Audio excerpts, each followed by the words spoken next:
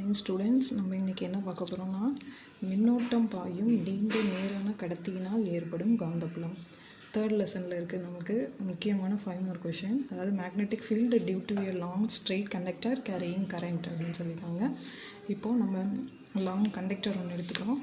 இந்த கண்டக்டரில் வந்து நமக்கு என்ன செய்யுதுன்னா கரண்ட் ஐ ஃப்ளோ ஆகுது, கரண்ட் போகுது.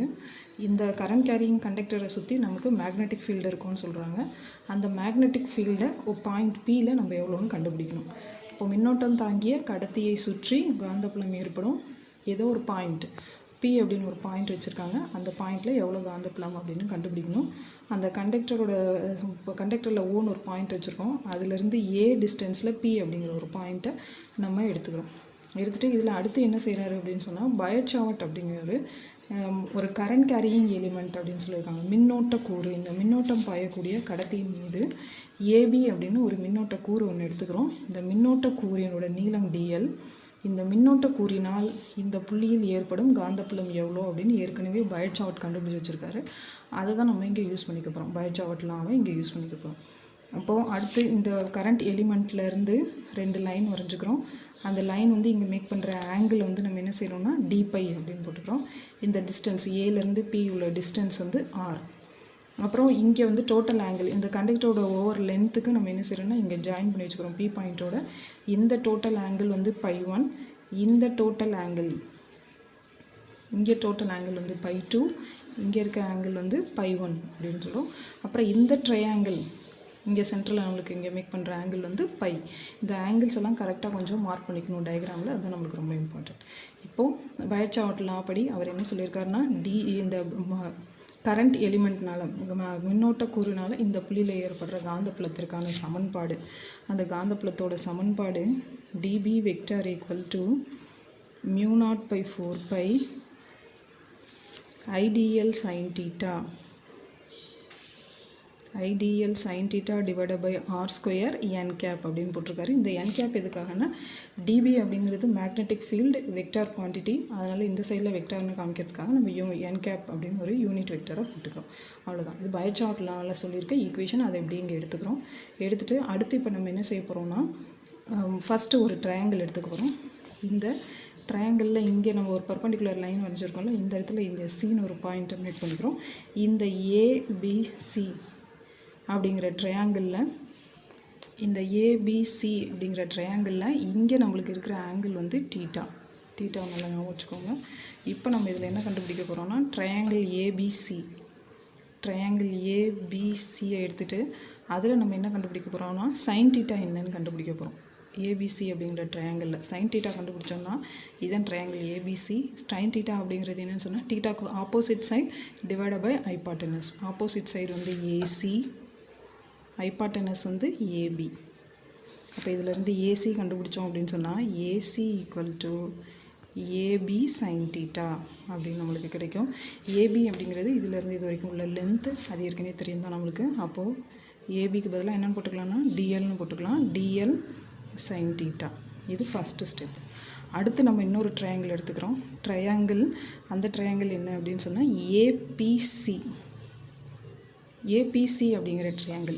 ஏ இங்கே இருக்குது, அடுத்து பி இங்கே இருக்குது, சி. இந்த ட்ரையாங்கிள் எடுத்துகிட்டு நம்ம இதுலேயும் என்ன கண்டுபிடிக்கிறோம் அப்படின்னு சொன்னால் ஏபிசி அப்படிங்கிற ட்ரையாங்கிளையும் நம்ம என்ன கண்டுபிடிக்கிறோம் அப்படின்னா அங்கே இருக்கிற ஆங்கிள், அந்த ட்ரையாங்கிளில் நம்மளுக்கு இங்கே இருக்கிற மேக் பண்ணுற ஆங்கிள் வந்து டிபை. அப்போது சைன் டிபை என்ன அப்படின்னு கண்டுபிடிக்கிறோம். சைன் டிபை அப்படின்னு சொல்லும்போது இங்கேயும் opposite side divide by hypotenuse. இங்கே தான் இது பர்பண்டிகுலர் இருக்குது, அதனால் இதுதான் ஹைபாட்டனஸ். நம்மளுக்கு டிபைக்கு ஆப்போசிட் வந்து ஏசி டிவைட் பை ஹைபாட்டனஸ் வந்து ஏபி. இப்போது இந்த ட்ரையாங்கிள்லேருந்து நம்ம என்ன கண்டுபிடிச்சிருக்கோம்னா சைன் டிபை கண்டுபிடிச்சிருக்கோம். ஆப்போசிட் சைடு ஏசி, ஹைபாட்டனஸ் வந்து ஏபி. இப்போ இங்கே போட்டாச்சு. அடுத்து டிபை வந்து மிக சின்னதுன்னு சொல்கிறாங்க. டிபை வந்து ஸ்மால். இப்போது டிபை வந்து ஸ்மாலாக இருக்கிறதுனால என்ன செஞ்சுக்கலாம் அப்படின்னு சொன்னால் சைன் டிபையை அப்ராக்சிமேட்லி ஈக்குவல் டு டிபை அப்படின்னு போட்டுக்கிறாங்க. சைன் டிபையை டிபை அப்படின்னு நம்ம சப்ஸ்டியூட் பண்ணிக்கிறோம். அப்போ இந்த ஈக்குவேஷன் எப்படி ஆகும் அப்படின்னு சொன்னால் சைன்லாம் வராது. D phi equal to A C by A B அப்படின்னு வந்துடும். இதில் நம்மளுக்கு ஏசி ஏபியோட வேல்யூஸ் எல்லாம் தெரியும். ஏசி அப்படிங்கிறது என்னென்னு சொன்னால் இந்த டயக்ராமில் இங்கேருந்து ஏசி இங்கேருந்து இங்கே வரைக்கும் இருக்குது, அது நம்மளுக்கு தெரியாது. ஏபி அப்படிங்கிறது இதிலேருந்து இருக்கும் லென்த்து, அது வந்து ஆர்னு தெரியும் நம்மளுக்கு. அப்போது இதிலேருந்து ஏசி கண்டுபிடிச்சோம் அப்படின்னு சொன்னால் ஏசி பை ஆர்னு வச்சுக்கிறோம். இதுலேருந்து ஏசி கண்டுபிடிச்சோன்னா A C equal to r into d phi அப்படின்னு கிடச்சிரும். ஏசி இந்த ஏசி மட்டும் வச்சுட்டு இங்கே வந்துருச்சுன்னா A C equal to R D phi. ஏற்கனவே ஏசிக்கு இங்கே ஒரு வேல்யூ கண்டுபிடிச்சிருக்கோம், A C equal to TL sine theta. இங்கே ஏசிக்கு ஆர் டி பைன்னு கண்டுபிடிச்சிருக்கோம்.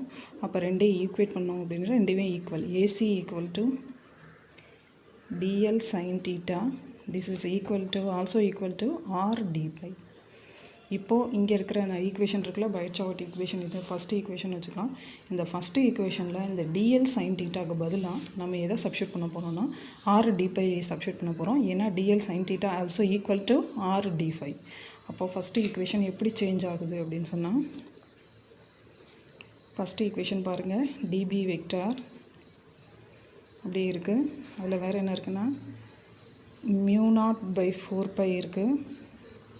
அடுத்து ஐடிஎல் சைன் தீட்டான்னு இருக்கும். அந்த டிஎல் வந்து டிஎல் சைன் தீட்டா என்னவா மாறுதுன்னா ஆர் டி பையாக மாறிடுச்சு. R D phi divide by r square into n gap.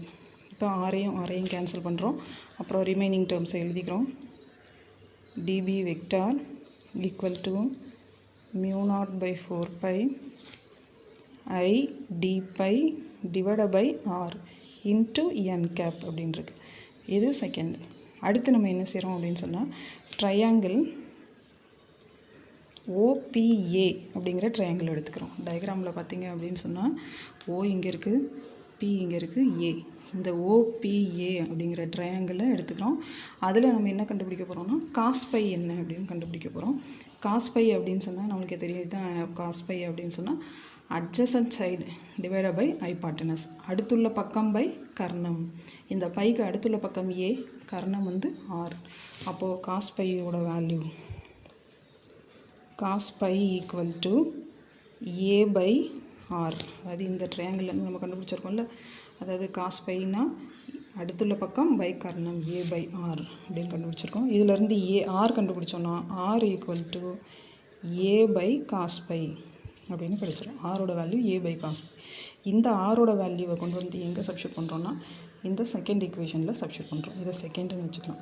அப்போ ஆரோட வேல்யூவை இப்போ இந்த செகண்ட் ஈக்குவேஷனில் சப்ஸ்டியூட் பண்ணுறோம். அப்போது செகண்ட் ஈக்குவேஷன் எப்படி ஆகும் அப்படின்னு சொன்னால் டிபி வெக்டார் ஈக்குவல் டு இங்கே என்ன இருக்குது μ0/4π, அடுத்து ஐ டி பை பை ஆர்ன்னு இருக்குது. அந்த ஆருக்கு தான் நம்ம என்னென்னு சப்ஸ்டியூட் பண்ணுறோன்னா ஆருக்கு தான் ஏ பை காஸ் பை அப்படிங்கிறது சப்ஸ்டியூட் பண்ணுறோம்.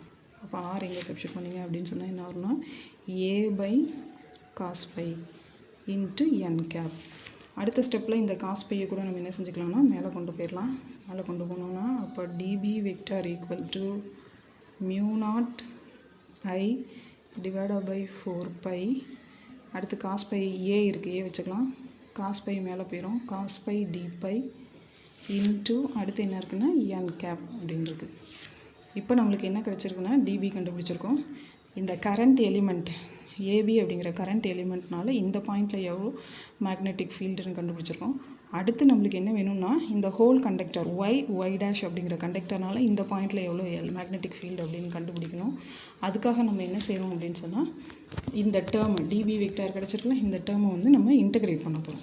இன்டகிரேஷன் பண்ணிவிட்டு லிமிட் போடுறோம். லிமிட் வந்து எதுலேருந்து எது வரைக்கும்னா π1 லிமிட்லேருந்து π2 லிமிட் வரைக்கும் அப்படின்னு போட்டு நம்ம இன்டகிரேட் பண்ண போகிறோம். அப்போது இன்டகிரேஷன் டிபி வெக்டார் இன்டகிரல் ஆஃப் லிமிட் என்ன பண்ணணும்னா -π1 to π2 ஈக்குவல் டு இந்த சைடில் கான்ஸ்டன்ட் இதெல்லாம் வெளில எடுத்துடலாம். μ0I/4πa integral of -π1 to π2.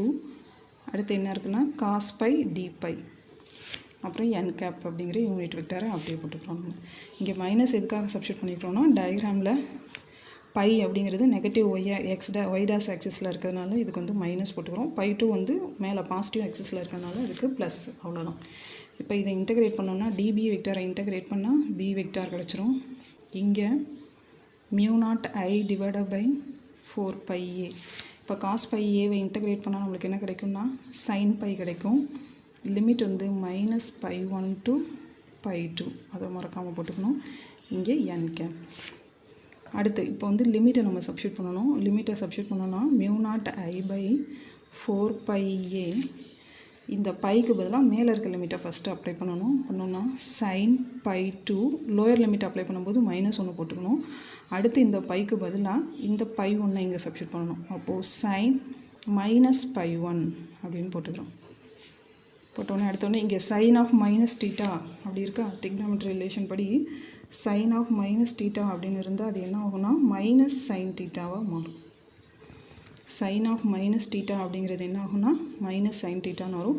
அப்போது இங்கே இருக்கிற sin -π1 வந்து என்ன ஆகும்னா sin π1 வரும். அப்போ இந்த மைனஸும் இங்கேருந்து வர மைனஸும் ப்ளஸ் ஆயிரும். அப்போ நம்மளுக்கு டேர்ம் எப்படி சேஞ்ச் ஆகும்னா μ0I/4πa, இங்கே இருக்க sin π2 அப்படியே தான் இருக்கும்.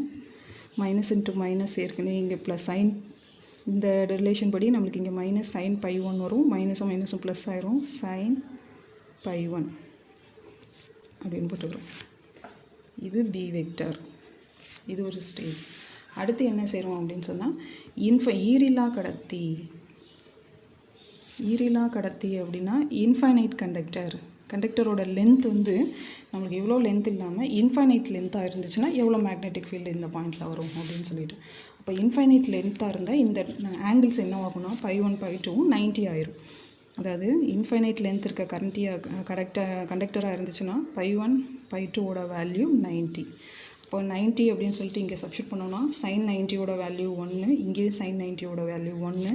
அப்போது ஈக்குவேஷன் எப்படி சேஞ்ச் ஆகும்னா μ0I/4πa, இந்த sin 90க்கு 1, இங்கே sin 90க்கு 1, அப்போ 1 + 1 அப்படின்னு கிடைக்கும். அடுத்து இந்த μ0I/4πa × 2, அப்போது இந்த 2 கேன்சல் ஆயிடுச்சு அப்படின்னு சொன்னால் இங்கே நம்மளுக்கு 2 இருக்கும். எல்லா ஸ்டெப்லையும் நம்ம மறக்காமல் என்ன செஞ்சுக்கணும் அப்படின்னு சொன்னால் இந்த n கேப் அப்படிங்கிறது போடணும், மறந்துடாதீங்க. இப்போது இங்கேயும் n கேப் போட்டுக்கிறோம்.